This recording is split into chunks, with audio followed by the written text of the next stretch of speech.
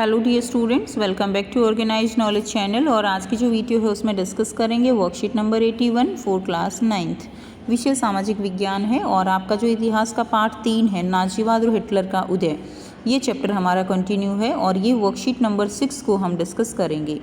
ये वर्कशीट आपके लिए 7 फरवरी 2022 के लिए शेड्यूल की गई है। सो देखिए क्या दिया गया है। नाज़ी विश्व दृष्टिकोण का प्रचार। वर्कशीट शुरू करने से पहले प्लीज़ चैनल को सब्सक्राइब कर लीजिए।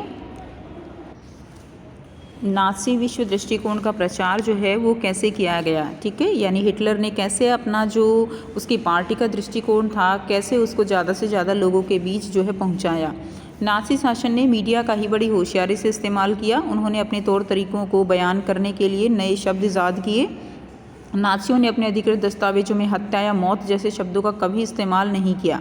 सामूहिक हत्याओं को विशेष व्यवहार, अंतिम समाधान, युद्धचेनिया, चयन और संक्रमण मुक्ति आदि शब्दों का प्रयोग किया। यानी हमने पिछले वर्कशीट में पढ़ा था कि किस तरह से हिटलर ने जो यहूदी थे उनको कैसे जो है गैस चैम्बरों में भरकर मारा, लेकिन फिर भी उन्होंने कभी भी हत्या या मौत जैसे शब्द का इस्तेमाल नहीं किया।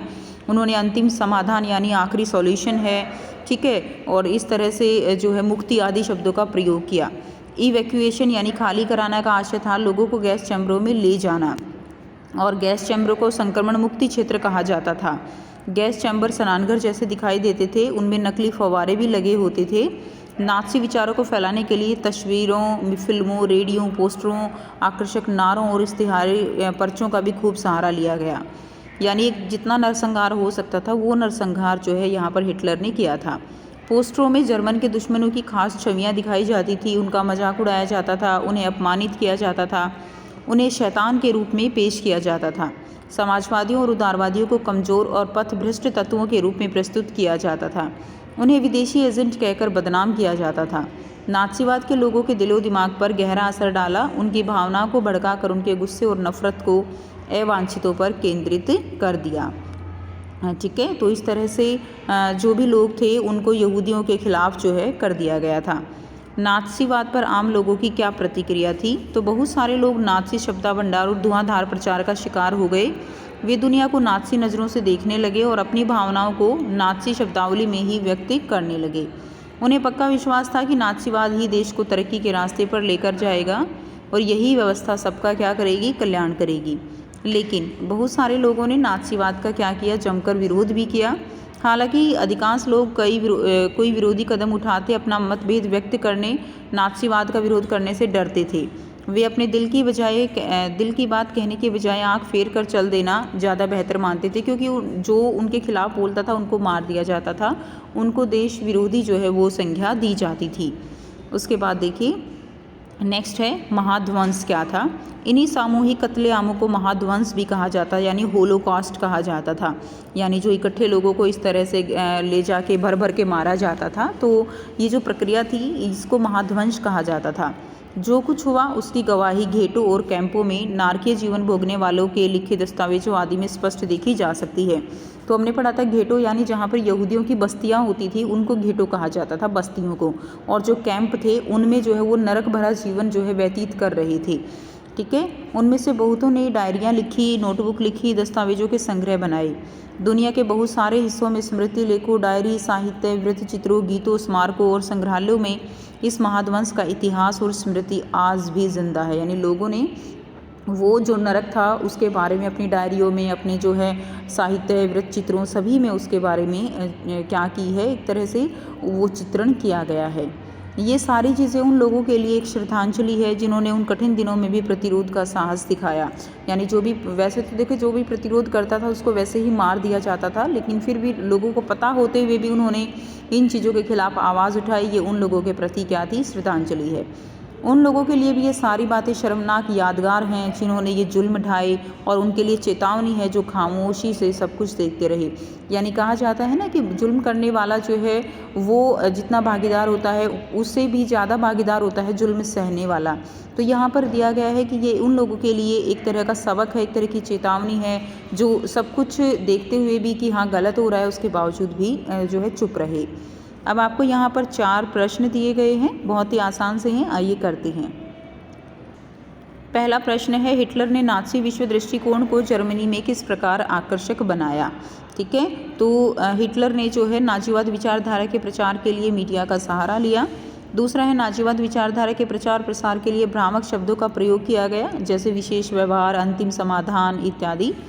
तीसरा पॉइंट आप लिख देंगे, नाज़ीवाद विचारों के प्रचार के लिए फिल्में, रेडियो, टीवी, पोस्टर, नारों इत्यादि का सहारा लिया गया।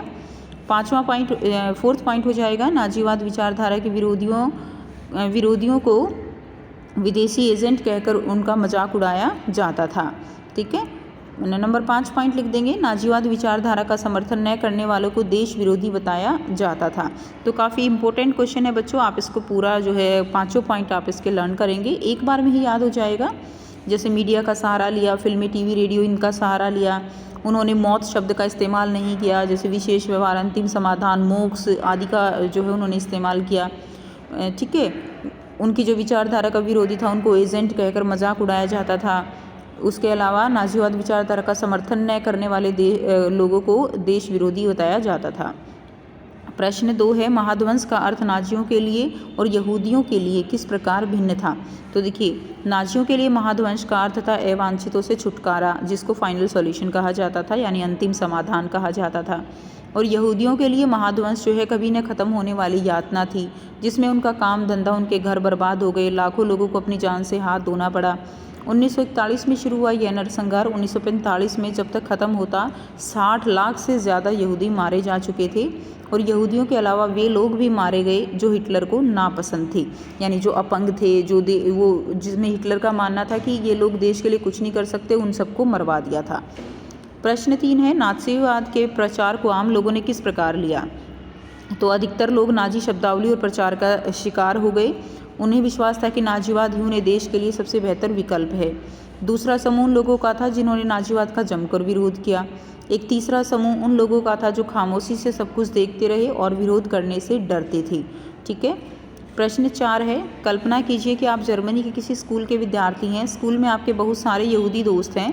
आपका मानना है कि यहूदी खराब नहीं होते। ऐसे में अपने पिता से क्या कहेंगे, इस बारे में एक अनुच्छेद लिखिए। ठीक है, तो मान लीजिए आप जर्मन हैं और आपके दोस्त जो है यहूदी हैं, तो अपने पिता से जाके हम कुछ इस तरह की वार्तालाप कर सकते हैं। आंसर आप लिख देंगे, आज स्कूल में मन नहीं लगा, पता नहीं क्यों, अच्छा नहीं लग रहा था। कुछ दोस्त बात कर रहे थे कि यहूदियों को देश से निकाला जाएगा। ऐसा ही कुछ मजाक भरा लहजा मेरी टीचर का था।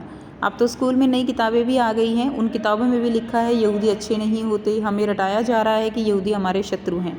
हमें समझाया जा रहा है कि देश की बर्बादी का कारण यहूदी हैं, लेकिन मुझे तो ऐसा कभी नहीं लगता। कोई भी धर्म अच्छा या बुरा नहीं होता।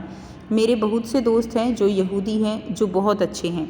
जब हम उनके साथ खेलते हैं, पढ़ते हैं, बातें करते हैं, कभी नहीं लगता कि वह हमसे अलग हैं।